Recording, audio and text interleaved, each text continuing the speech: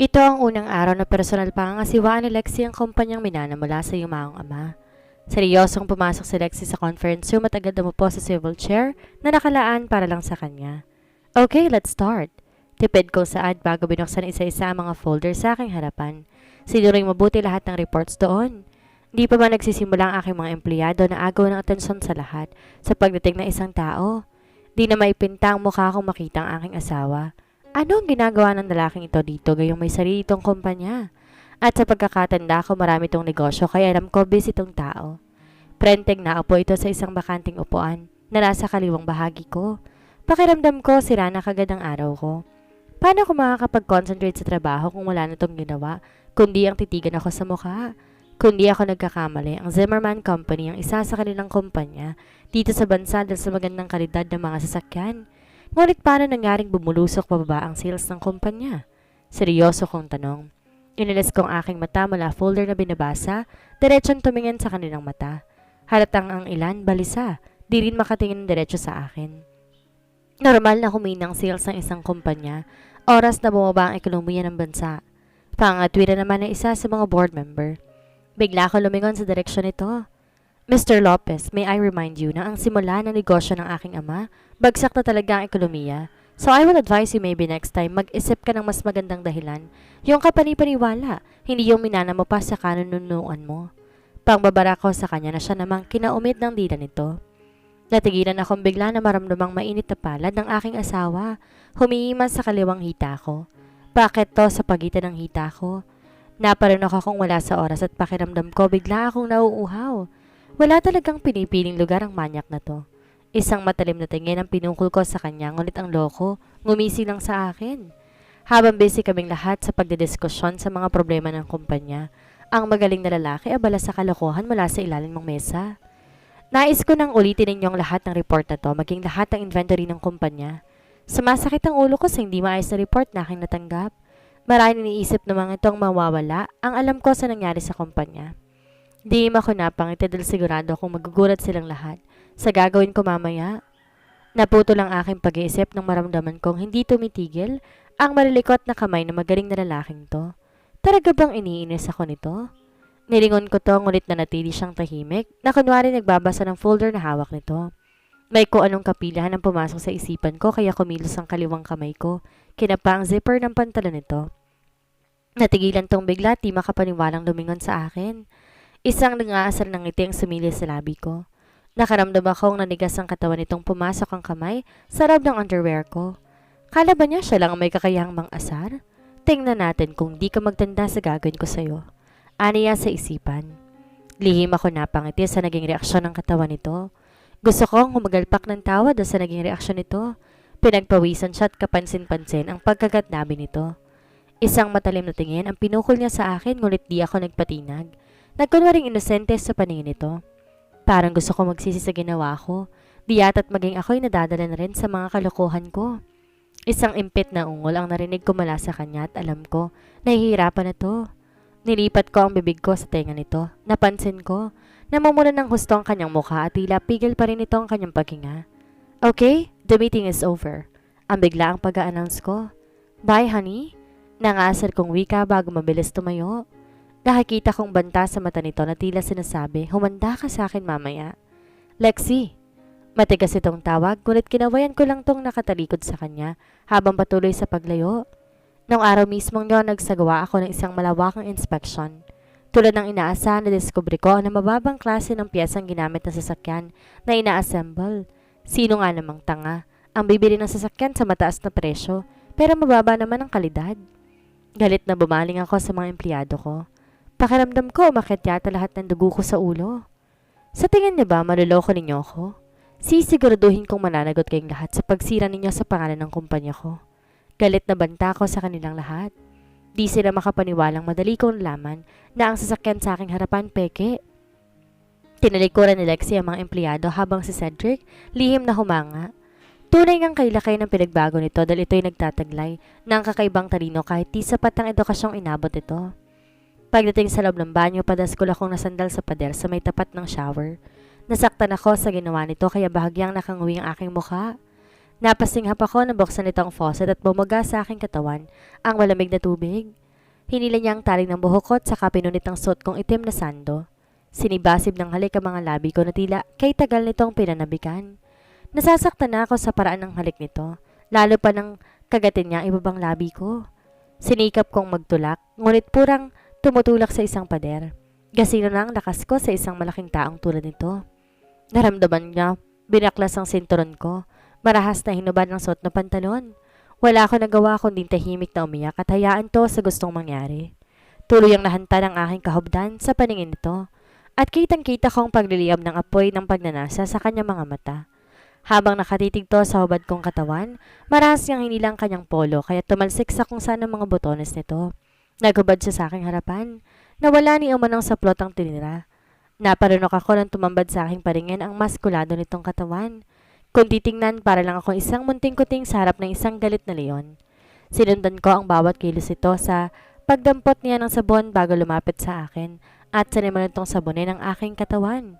Ayoko nang masarayan ng ibang kamay ang katawan na to. Sabihin mo sa akin na angkin ka na ba ng lalaking iyon? Mapanganib niyang tanong sa akin. Para kong nahipnotis po na mabagsik nitong mga mata at tuluyan na akong naging sunod-sunuran sa kanya. Mabilis akong umiling na parang tanga habang nakatitig lang sa mukha nito. Lumapad ang hubad nitong katawan sa aking katawan. Tsaka mapasok na hinilikan ako sa labi. Isang impit na ungol ang kumawala sa bibig ko nang hawakan niyang kanang dibdib ko. Isang malaking pagkakamali na hamunin ako ng annulment lexico dahil ang lahat ng ito'y pag-aari ko. Aniya sa paos na boses. Nanigas ang katawan ko nang gumapang ang dila nito sa aking leeg pababa sa balikat ko. Ouch! Tanging nasambit ko nung kagatin nito ang balikat ko na tila nang gigigil. Oras na marinig ko mismo, sa bibig mo ang salitang iyon, mananagot ka sa akin. Banta nito na nagdulot ng takot sa puso ko. Hindi ko alam kung bakit pagdating sa lalaking to nawawala ang tapang ko. Kahit sasaktan na ako nito. Ilang sandali pa ay pinagpantay niyang aming muka. Kasunod ay nakaramdam ako ng isang mumunting panauhin na nagpupumilit pumasok sa aking loob. Did you feel that, honey? Pinatay niya ang shower at saka binuhat ako habang nanatiling magkahugpong ang aming mga katawan. Pimulupot ang mga hita ko sa bebang nito habang nakayakap sa leeg nito. Humakbang siya palabas ng banyo habang patuloy na hinahalikan ako nito sa bibig. Sa pagkakataong to natagpuan ko na ang aking sariling tinutugon ng mga halik nito. Tuluyan na ako natangay na makamundong pagnanasa at ang lahat ng galit ko sa kanya bigling naglaho.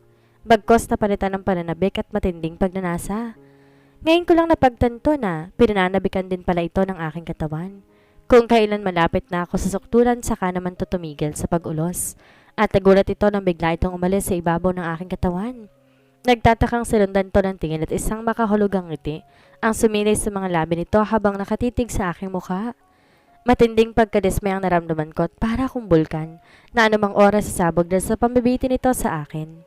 Naalarma ako nang tumalikod siya sa akin, saka ko lang napagtanto ko nung pinaplano nito. Pagkatapos ako nitong painitin at kung kailan malapit na sa suktulan, saka ako iiwan sa ere? Masyadong mautak ang lalaking to.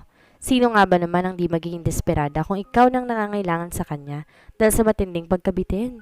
Saan ka pupunta?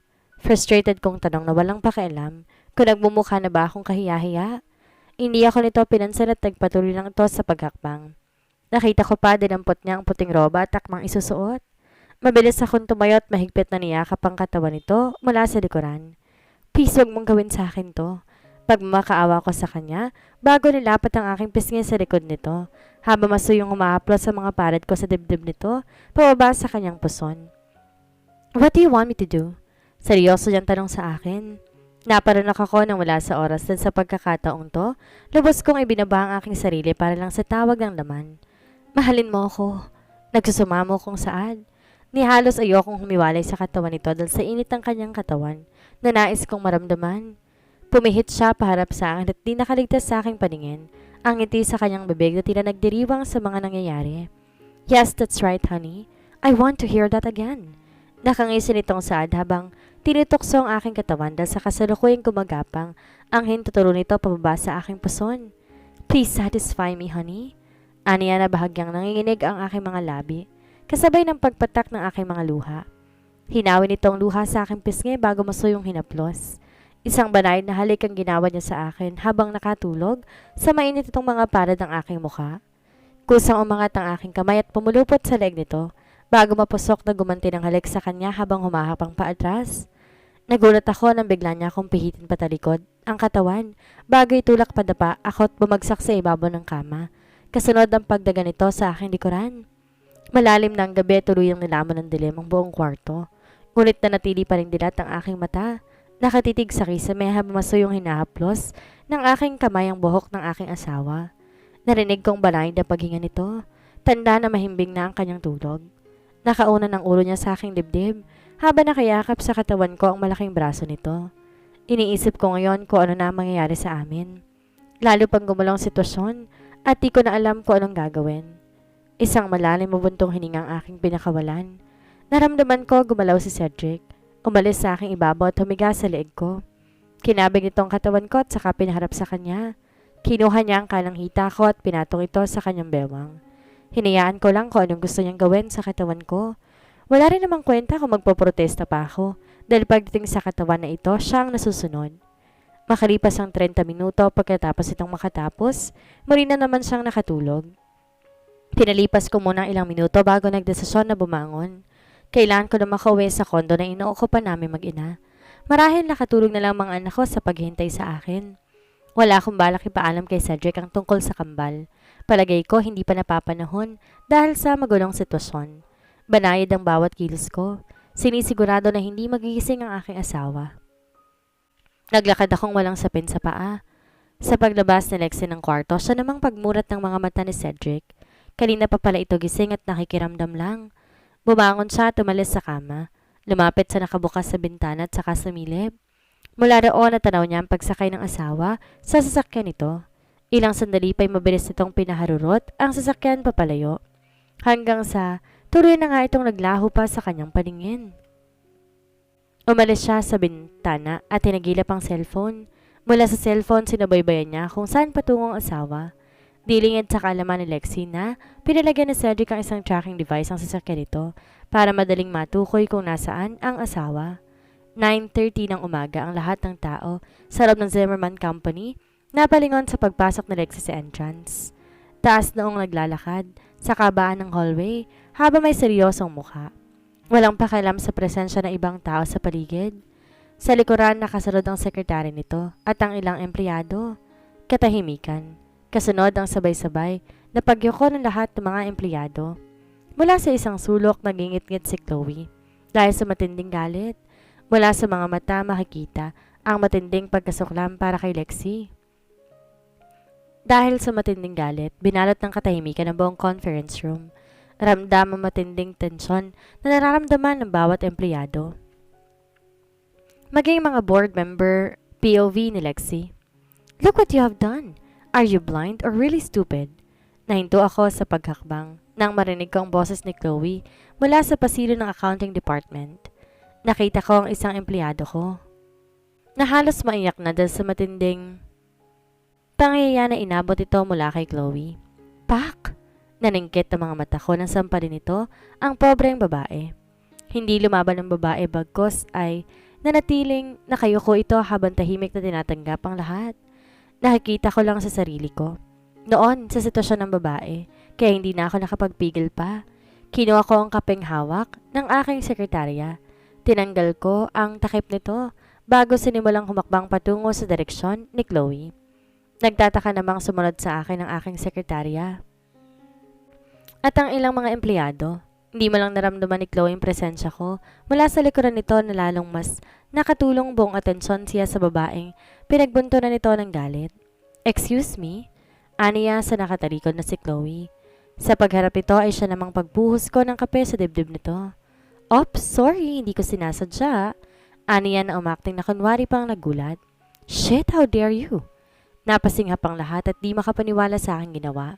Maging ang babaeng sinalaman nito kanina ng lalaki ang mga mata na nakatingin sa akin. At talagang inuubos mong pasensya ko. Back to your work. Thank you po ma'am, anang aking empleyada. Maraming iniisip ito ang pagtatanggol ko siya mula kay Chloe. Mabilis ito umalis sa aming harapan. Bakit mo yung ginawa, Lexi? Seryosong tanong ng aking asawa.